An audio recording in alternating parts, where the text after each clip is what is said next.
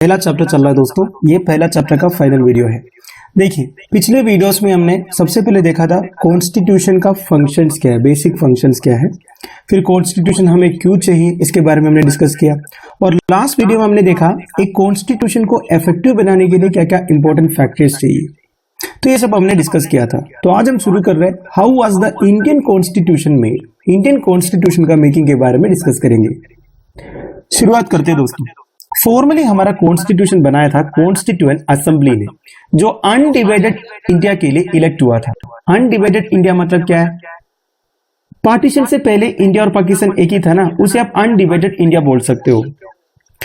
पहला सिटिंग हुआ था 9 दिसंबर 1946 को। इसके बाद रीअसेंबल हुआ 14 अगस्त 1947 को। रीअसेंबल क्यों हुआ दोस्तों? देखिए, 9 दिसंबर 1946 को जब कॉन्स्टिट्यूएंट असेंबली का पहला सिटिंग हुआ था ना दोस्तों, तब उसमें इंडिया और पाकिस्तान के मेंबर्स थे। फिर पार्टीशन हुआ तो पाकिस्तान के जितने मेंबर्स थे वो पाकिस्तान चले गए। तो 14 अगस्त 1947 को जब कॉन्स्टिट्यूएंट असेंबली का रीसिटिंग हुआ या फिर अगला सिटिंग हुआ, उसमें केवल इंडियन मेंबर्स थे। ठीक है। नाउ कॉन्स्टिट्यूएंट असेंबली के मेंबर्स को कैसे चुने थे? दे वर चूजन बाय इनडायरेक्ट इलेक्शन। क्या होता है इनडायरेक्ट इलेक्शन? देखिए, एक होता है डायरेक्ट इलेक्शन, जहां सारे सिटीजन्स वोट करते हैं, अपने रिप्रेजेंटेटिव को चुनते हैं। अब सबको पता होगा हमारे देश में 18 साल से ऊपर जितने सिटीजन्स हैं वो वोट कर सकता है। हम हमारे मेंबर्स ऑफ लेजिस्लेटिव असेंबली, हमारे मेंबर्स ऑफ पार्लियामेंट, ये सबको चुनते हैं। ठीक है। अब आप देखिए, इंडिया में जो प्रेसिडेंशियल इलेक्शन होता है उसमें कौन कौन वोट करता है? वैसे वो सबके बारे में हम आगे डिस्कस करेंगे, मैं आपको केवल इंफॉर्मेशन के लिए बता रहा हूं। प्रेसिडेंशियल इलेक्शन में केवल एमएलए एंड एमपीज वोट करते हैं। ठीक है। और एमएलए एंड एमपीज को कौन चुन के भेजे थे? सिटीजन्स ने भेजे थे, सारे सिटीजन्स ने वोट किया था। पर प्रेसिडेंशियल इलेक्शन में वो एमएलए एंड एमपीज वोट करते हैं, तो इसे बोलते हैं इनडायरेक्ट इलेक्शन, क्योंकि इसमें सारे सिटीजन्स तो पार्टिसिपेट नहीं कर रहे हो ना। तो ऐसा ही एक इलेक्शन हुआ था कॉन्स्टिट्यूएंट असेंबली में। अब आप पूछोगे कॉन्स्टिट्यूएंट असेंबली के लिए जब इलेक्शन हुआ उसमें कौन कौन वोट किया? देखिए, they were chosen by the members of provincial legislative assemblies that had been established under the Government of India Act 1935। देखिए, गवर्नमेंट ऑफ इंडिया एक्ट 1935 के हिसाब से इंडिया को अलग अलग प्रोविंसेस में डिवाइड किए थे। प्रोविंसेस के अलावा अलग अलग प्रिंसली स्टेट्स भी थे जहां राजा रजवाड़े रूल करते थे। ठीक है। अब ये सारे प्रोविंसेस जो है ब्रिटिश कंट्रोल में था, ये बात भी आपको पता होगा, क्योंकि 1947 से पहले तो बना था ना प्रोविंसेस। नाउ हर एक प्रोविंस के लिए प्रोविंशियल लेजिस्लेटिव असेंबलीज भी थे। अब प्रोविंशियल लेजिस्लेटिव असेंबलीज के जो मेंबर्स थे ना, वही चुने थे किनको? कॉन्स्टिट्यूएंट असेंबली के मेंबर्स। और प्रिंसली स्टेट्स का भी कुछ रिप्रेजेंटेटिव्स थे कॉन्स्टिट्यूएंट असेंबली में।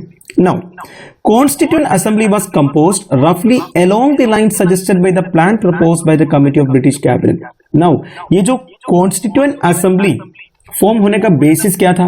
1946 में ब्रिटिश कैबिनेट एक कमिटी भेजा था इंडिया में, जिसे कैबिनेट मिशन बोलते हैं। उनके रिकमेंडेशंस के हिसाब से कॉन्स्टिट्यूएंट असेंबली फॉर्म हुआ था। मेरा कहने का मतलब है वही डिसाइड किया था किस तरह कॉन्स्टिट्यूएंट असेंबली में सीट्स होनी चाहिए, कौन कौन से रीजन्स का रिप्रेजेंटेटिव्स होनी चाहिए, कितने लोग होनी चाहिए, ये सारे कैबिनेट मिशन के रिकमेंडेशंस में था, और उस हिसाब से कॉन्स्टिट्यूएंट असेंबली कंपोज हो गया। अब देखिए, मैंने आपको बोला कैबिनेट मिशन के हिसाब से कॉन्स्टिट्यूएंट असेंबली फॉर्म हुआ था। अब उनके प्लान्स क्या क्या थे दोस्तों? सबसे पहला, each province and each princely state और group of states were allotted seats proportional to their respective population रफली in the ratio of 1:10 lakh. देखिए, मैंने आपको बोला गवर्नमेंट ऑफ इंडिया एक्ट 1935 के हिसाब से इंडिया को अलग अलग प्रोविंसेस में डिवाइड किए थे, और कुछ प्रिंसली स्टेट्स पे थे जहां राजा रजवाड़े रूल करते थे। नाउ हर प्रोविंस और हर प्रिंसली स्टेट के पॉपुलेशन के हिसाब से उनके सीट्स एलोकेट किया था। मान लीजिए एक प्रोविंस में 10 लाख पॉपुलेशन है, तो उधर से एक मेंबर होगा। अगर 1 करोड़ पॉपुलेशन है तो उधर से 10 मेंबर होगा। समझ गए ना? तो एक एक प्रोविंस एंड एक एक प्रिंसली स्टेट के पॉपुलेशन के हिसाब से उनका सीट्स एलोकेट हुआ था। तो इस हिसाब से टोटल 292 मेंबर्स थे प्रोविंसेस से, और 93 मेंबर्स थे प्रिंसली स्टेट से। अब देखिए, हर एक प्रोविंस में जितने सीट्स है उसे 3 मेन कम्युनिटीज के बीच में डिवाइड किए थे, Muslims, Sikhs, general, in proportion to their respective population. कहने का मतलब यह है दोस्तों, मान लीजिए एक प्रोविंस से टोटल 10 मेंबर्स जाएंगे कॉन्स्टिट्यूएंट असेंबली में। अब वो 10 को भी 3 कम्युनिटी के बीच में डिस्ट्रीब्यूट किया था। 10 में से कुछ सीट्स मुस्लिम्स के लिए रिजर्व था, कुछ सीट्स सिख्स के लिए, बाकी जनरल। इससे क्या होगा दोस्तों, हर एक कम्युनिटी का रिप्रेजेंटेशन होगा कॉन्स्टिट्यूएंट असेंबली में, और members of each community in the provincial legislative assembly elected their own representatives. देखिए हर एक प्रोविंशियल लेजिस्लेटिव असेंबली में भी अलग अलग कम्युनिटी के मेंबर्स होगा ना, तो वो अलग अलग कम्युनिटी के मेंबर्स जो है अपने अपने रिप्रेजेंटेटिव्स को चुन के भेजा कॉन्स्टिट्यूएंट असेंबली में। और मेंबर्स को चुनने के लिए इन्होंने एक मेथड यूज किया, proportional representation with single transferable vote. अब ये सिंगल ट्रांसफरेबल वोट क्या है, इसका मेथड क्या है, मैं आपको आगे कभी समझाऊंगा जब हम एडवांस्ड चैप्टर्स पढ़ेंगे एनसीईआरटीज का। वैसे मैं आपको ब्रीफली बता देता हूं दोस्तों, इसमें क्या होता है ना दोस्तों, मान लीजिए एक असेंबली में टोटल 100 मेंबर्स हैं, उसमें करीब 20% मुस्लिम्स है और 10% सिख है, और बाकी मान लीजिए जो 70% है वो जनरल है। ठीक है, अब सिंगल ट्रांसफरेबल वोट में क्या होगा ना दोस्तों, जब वोटिंग होगा कड़क 20% सीट्स मुस्लिम्स को मिल जाएगा, 10% सीट्स सिख्स को मिल जाएगा, बाकी 70% हिंदुओं को मिल जाएगा। ठीक है, मतलब एक एक कम्युनिटी का जितने मेंबर्स है ना उनके हिसाब से उनका सीट अलोकेट होगा। इसे क्या होगा, हर एक कम्युनिटी का रिप्रेजेंटेशन होगा। अब आप पूछोगे प्रिंसली स्टेट्स का क्या है। The method of selection in the case of representatives of princely states was to be determined by consultation. Consultation के साथ, मतलब प्रिंसली स्टेट्स में जो राजा रजवाड़े हैं उनसे पूछ लिया जाएगा, उनसे कंसल्ट किया जाएगा आप किसको भेजना चाहते हो। अब देखिए composition of the constituent assembly. India Pakistan partition हुआ था अंडर द प्लान ऑफ 3 जून 1947। उससे पहले कॉन्स्टिट्यूएंट असेंबली फॉर्म हुआ था ना, तो इंडिया पाकिस्तान पार्टीशन होने के बाद जितने मेंबर्स पाकिस्तान एरिया से इलेक्ट हुए थे वो सब चले गए पाकिस्तान में। तो हमारा जो कॉन्स्टिट्यूएंट असेंबली का मेंबर्स का नंबर रिड्यूस हो गया 299 तक। पहले कितना था, पहले मैंने बोला था 292 प्रोविंसेस से और 93 कहां से, प्रिंसली स्टेट से, तो टोटल 385 सीट्स थे। पर इंडिया पाकिस्तान पार्टीशन के बाद वो रिड्यूस हो गया 299 तक। इसके बाद कॉन्स्टिट्यूशन अडॉप्ट हुआ 26 नवंबर 1949 को, और 24 जनवरी 1950 को सारे मेंबर्स ने साइन किया और हमारा कॉन्स्टिट्यूशन पास हुआ। वैसे सारे मेंबर्स प्रेजेंट नहीं थे, टोटल 299 में से 284 मेंबर्स प्रेजेंट थे, and the constitution came into force on 26 जनवरी 1950। इसी दिन को हम गणतंत्र दिवस मनाते हैं। वैसे दोस्तों जब हमारा कॉन्स्टिट्यूशन बन रहा था तब इंडिया पाकिस्तान पार्टीशन के आफ्टर इफेक्ट्स भी चल रहा था, तो कॉन्स्टिट्यूएंट असेंबली मेंबर्स के ऊपर काफी प्रेशर था। ये सब के बावजूद इन्होंने एक बहुत अच्छा कॉन्स्टिट्यूशन बनाया, उसमें अच्छे अच्छे प्रोविजंस भी इंक्लूड किया। सबसे खास पॉइंट यह है दोस्तों, हमने एक new conception of citizenship commit किया। मतलब फ्रेमर्स ऑफ कॉन्स्टिट्यूशन ने ये इंश्योर किया हमारे कॉन्स्टिट्यूशन के हिसाब से देश में जितने माइनॉरिटीज है वो सिक्योर रहेंगे, सारे सिटीजन्स का रिलीजियस आइडेंटिटी को प्रोटेक्ट करेंगे, और रिलीजन और सिटीजनशिप के बीच में कोई कनेक्शन भी नहीं होगा। मतलब सिटीजनशिप किसी को देने का आधार रिलीजन नहीं होगा। ये भी हमारे फ्रेमर्स ऑफ द कॉन्स्टिट्यूशन ने इंश्योर किया। वैसे दोस्तों देखा जाएगा तो हमारी कॉन्स्टिट्यूएंट असेंबली इनडायरेक्ट इलेक्शन के थ्रू चुना गया था। इसके बावजूद हमारी कॉन्स्टिट्यूएंट असेंबली को एक रिप्रेजेंटेटिव बॉडी बनाने की कोशिश किया गया। कहने का मतलब यह है दोस्तों, अगर आप कॉन्स्टिट्यूएंट असेंबली के मेंबर्स को देखोगे उसमें सारे रिलीजन के रिप्रेजेंटेटिव्स थे, शेड्यूल्ड कास्ट के 28 मेंबर्स थे, सारे पॉलिटिकल पार्टीज के रिप्रेजेंटेटिव्स थे। वैसे कांग्रेस डोमिनेट कर रहा था, 82% ऑफ सीट्स कांग्रेस के पास था। इसके बावजूद कांग्रेस सारे पॉलिटिकल पार्टीज का, सारे मेंबर्स का ओपिनियन सुना और सबको अच्छी तरह मैनेज किया और सबके ओपिनियंस को इंक्लूड करके कॉन्स्टिट्यूशन को बनाया। ऐसा नहीं था वो पूरा डोमिनेट किया कॉन्स्टिट्यूएंट असेंबली को और कॉन्स्टिट्यूशन को। अब दोस्तों द प्रिंसिपल ऑफ डिलिबरेशन इधर क्या बता रहा है, देखिए अब तक हमने देखा हमारी कॉन्स्टिट्यूएंट असेंबली रिप्रेजेंटेटिव था, मतलब हर सेक्शन ऑफ सोसाइटी के रिप्रेजेंटेटिव्स हमारे कॉन्स्टिट्यूएंट असेंबली में थे। अच्छी बात है, पर देखिए दोस्तों केवल रिप्रेजेंटेशन से एक कॉन्स्टिट्यूएंट असेंबली की अथॉरिटी नहीं बनती। कॉन्स्टिट्यूएंट असेंबली की अथॉरिटी इसके ऊपर डिपेंड करेगा कि वो कॉन्स्टिट्यूशन को फ्रेम करने में क्या क्या प्रोसीजर्स अपना रहा है, या फिर वो कॉन्स्टिट्यूएंट असेंबली के मेंबर्स को कितना वैल्यू दे रहे हैं, इनके ओपिनियंस को कितना वैल्यू दे रहे हैं। अब दोस्तों कोई भी असेंबली रिप्रेजेंटेटिव होना बहुत जरूरी है। मतलब सारे सेक्शंस ऑफ सोसाइटी के रिप्रेजेंटेटिव्स उस असेंबली में होनी चाहिए, पर साथ साथ में it is equally important that they participate not only as representatives of their own identity और कम्युनिटी। देखिए होता क्या ना दोस्तों, जब अलग अलग सेक्शंस ऑफ सोसाइटी के रिप्रेजेंटेटिव्स एक असेंबली में आते हैं, वो अपनी अपनी कम्युनिटी के इंटरेस्ट को प्रोटेक्ट करने की कोशिश करेंगे। अगर आप कॉन्स्टिट्यूएंट असेंबली की बात करें तो हर सेक्शन ऑफ सोसाइटी के जो रिप्रेजेंटेटिव्स है ऐसा प्रोविजंस कॉन्स्टिट्यूशन में इंक्लूड करने के लिए कोशिश करेंगे जो अपनी कम्युनिटी के लिए फायदामंद हो। ऐसा होगा ना, पर देखिए ऐसा नहीं होना चाहिए। आप एक पर्टिकुलर कम्युनिटी से बिलोंग करते हो उसका मतलब ये नहीं आप केवल आपकी कम्युनिटी के लिए काम करोगे। आपका जो काम है या फिर आपकी जो कंट्रीब्यूशन है वो पूरे देश के लिए होनी चाहिए। अगर हमारी कॉन्स्टिट्यूएंट असेंबली की बात करें दोस्तों, तो हमारे सारे मेंबर्स केवल अपने लिए बात नहीं किया या फिर अपनी कम्युनिटी के लिए बात नहीं किया, पूरे देश के इंटरेस्ट को लेकर वो बात किए थे। जरूर उनके बीच में काफी सारे डिफरेंसेस थे, काफी इश्यूज के ऊपर हेल्दी एंड रिगरस डिबेट हुआ था। फॉर एग्जाम्पल देखिए, should India adopt a centralised और decentralised system of government. India independence मिलने के बाद एक centralised system of government follow करना है या फिर decentralised system of government follow करना है, इसके ऊपर काफी डिबेट हुआ था। फाइनली एक सेंट्रलाइज्ड सिस्टम ऑफ गवर्नमेंट हमने फॉलो किया है। क्या होता है सेंट्रलाइज्ड एंड डिसेंट्रलाइज्ड? देखिए सेंट्रलाइज्ड मतलब अभी का जो गवर्नमेंट है, एक सेंट्रल गवर्नमेंट रहेंगे और अलग अलग स्टेट गवर्नमेंट रहेंगे। सेंटर के पास ज्यादा पावर्स होंगे, वो सारे स्टेट गवर्नमेंट्स को ऊपर से कंट्रोल करेंगे, है कि नहीं। और डिसेंट्रलाइज्ड मतलब क्या होगा, कोई सेंट्रल गवर्नमेंट नहीं होगा, हर स्टेट्स का अलग अलग गवर्नमेंट होगा बस, ठीक है।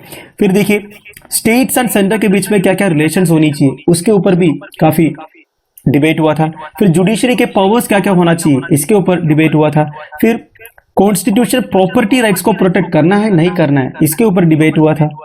वैसे दोस्तों काफी कुछ इंपॉर्टेंट मैटर्स के ऊपर हेल्दी एंड रिगरस डिबेट हुआ था कॉन्स्टिट्यूएंट असेंबली में। Only one provision of the constitution was passed without virtually any debate. किसी भी डिबेट के बिना एक ही प्रोविजन ऑफ द कॉन्स्टिट्यूशन पास हुआ था, वो था introduction of universal suffrage. Universal suffrage मतलब क्या होता है दोस्तों, एक पर्टिकुलर एज के बाद सारे सिटीजन्स को वोटिंग राइट्स देना। हमारे देश में 18 साल होता है वो पर्टिकुलर एज, और आपको पता ही है ये जो वोटिंग राइट्स है that is irrespective of religion, caste, education, gender, income etcetera, ये सबसे कोई फर्क नहीं पड़ता। अगर आपका 18 साल हो गया तो आप वोट करने के लिए एलिजिबल हो। नाउ बात यह है दोस्तों, मैंने आपको बोला इंट्रोडक्शन ऑफ यूनिवर्सल सफरेज वाली इश्यू पर कोई डिबेट नहीं हुआ, मतलब 100% सारे जो कॉन्स्टिट्यूएंट असेंबली के मेंबर्स थे वो सपोर्ट किए। इसे क्या प्रूव होता है दोस्तों, the democratic commitment of the assembly. मतलब देखिए कोई भी एक डेमोक्रेसी में सबसे इंपॉर्टेंट चीज क्या होती है, सिटीजन के पास एक पावर होनी चाहिए, कौन उन्हें रूल करेगा ये डिसाइड करने का पावर। ये कैसे मिलेगा, जब उनके पास वोटिंग पावर हो। तो हमने irrespective of religion, caste, education, gender, income 18 साल से ऊपर सारे सिटीजन को वोटिंग राइट्स दे दिया, और ये जो पॉइंट के ऊपर कोई डिबेट तक नहीं हुआ हमारी कॉन्स्टिट्यूएंट असेंबली में। तो इससे ये प्रूव होता है दोस्तों हमारी कॉन्स्टिट्यूएंट असेंबली का डेमोक्रेटिक कमिटमेंट कितना था, मतलब हमारे देश को एक कंप्लीट डेमोक्रेटिक कंट्री बनाना वो चाहते थे। अब दोस्तों और एक इंपॉर्टेंट पॉइंट है, the constitution drew its authority from the fact that members of the constituent assembly engaged in what one may call public reason. तो हमारे constituent assembly members public reason में एंगेज हुए थे। क्या होता है दोस्तों पब्लिक रीजन? मैंने आपको बोला था हमारी कॉन्स्टिट्यूएंट असेंबली में सारे सेक्शंस ऑफ सोसाइटी के रिप्रेजेंटेटिव्स थे, तो वो अपनी कम्युनिटी के लिए भी तो बात करेगा ना, जरूर किया था। बेसिकली अपनी कम्युनिटी के राइट्स को प्रोटेक्ट करने के लिए, उनके वेलफेयर के लिए, उनके प्रॉब्लम्स को सॉल्व करने के लिए प्रोविजंस कॉन्स्टिट्यूशन में होना चाहिए करके उनका डिमांड था। पर जब कोई ऐसा डिमांड करते हैं कोई एक पर्टिकुलर कम्युनिटी के लिए, उसका प्रॉपर जस्टिफिकेशन भी बताना पड़ेगा ना। मतलब आप ये प्रोविजन कॉन्स्टिट्यूशन में क्यों इंक्लूड करना चाहते हैं उसका रीजन भी बताना पड़ेगा। तो हमारे जो मेंबर्स थे कॉन्स्टिट्यूएंट असेंबली का, जिन्होंने भी ऐसा डिमांड रखा, वो ऐसा वैसा डिमांड नहीं रखा, डिमांड का प्रॉपर जस्टिफिकेशन उनके पास था। पूरे सदन को वो कन्विंस किया था ऐसा करने से इनका जो प्रॉब्लम है देश में वो सॉल्व हो जाएगा। तो इसको बोलते हैं दोस्तों पब्लिक रीजन। तो सारे जो कॉन्स्टिट्यूएंट असेंबली मेंबर्स है ना दोस्तों, ये पब्लिक रीजन मेंटेन किया। बेसिकली उनके सारे डिमांड्स का प्रॉपर जस्टिफिकेशन भी उनके पास था, जिसमें पूरा सदन या फिर पूरी कॉन्स्टिट्यूएंट असेंबली कन्विंस हो गई। तो हमारी कॉन्स्टिट्यूशन में हर एक आर्टिकल का हर एक क्लॉज के ऊपर प्रॉपर तरीके से डिबेट हुआ था, एक एक क्लॉज का स्क्रूटनी हुआ था, और जब एक एक कॉन्स्टिट्यूएंट असेंबली मेंबर एक एक क्लॉज के ऊपर अपना कमेंट्स या व्यू पॉइंट्स दे रहा था ना, उसका जस्टिफिकेशन भी दिए थे। तो इस तरह हमारे कॉन्स्टिट्यूएंट असेंबली के अंदर हेल्थी डिबेट्स एंड डिलिब्रेशंस हुआ। और हमारी ये जो कॉन्स्टिट्यूशन मेकिंग है ना दोस्तों, ये हिस्ट्री में वन ऑफ द सिग्निफिकेशन से रिलेट कर सकते हो। अब दोस्तों इधर आप एक फोटो देख सकते हो, ये 26 नवंबर 1949 का फोटो है। इसमें president of the constituent assembly doctor Rajendra Prasad chairman of the drafting committee of the constitution doctor B R. Ambedkar ji को ग्रीट कर रहा है। और डॉक्टर राजेंद्र प्रसाद अम्बेडकर जी को तारीफ करते हुए कुछ बोला भी है। उन्होंने बोला है कि डॉक्टर अम्बेडकर जी के बिना ये कॉन्स्टिट्यूशन बन ही नहीं सकता था, और कॉन्स्टिट्यूएंट असेंबली का जो डिसीजन था डॉक्टर अम्बेडकर जी को ड्राफ्टिंग कमेटी का चेयरमैन बनाने का, उसको उन्होंने सही प्रूव किया। उन्होंने अपने काम को लगन के साथ, डिवोशन के साथ कंप्लीट किया। साथ साथ में डॉक्टर राजेंद्र प्रसाद जी जितने और कमिटीज बने थे, उसमें जितने मेंबर्स थे, उन सबके हार्डवर्क को इधर कॉम्प्लीमेंट कर रहा है।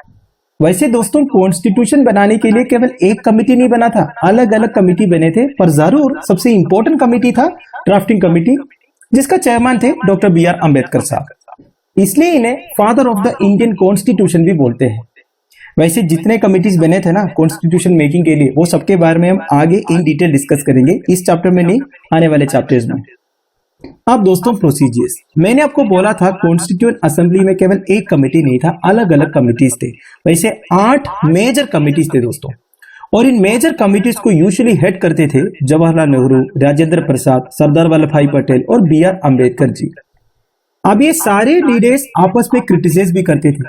इनके व्यू पॉइंट्स हमेशा एक ही नहीं होता था, हमेशा हेल्थी डिबेट्स होते थे कॉन्स्टिट्यूएंट असेंबलीज में या कमिटीज के बीच में। For example doctor B R. Ambedkar ji Congress और गांधी जी का क्रिटिक थे।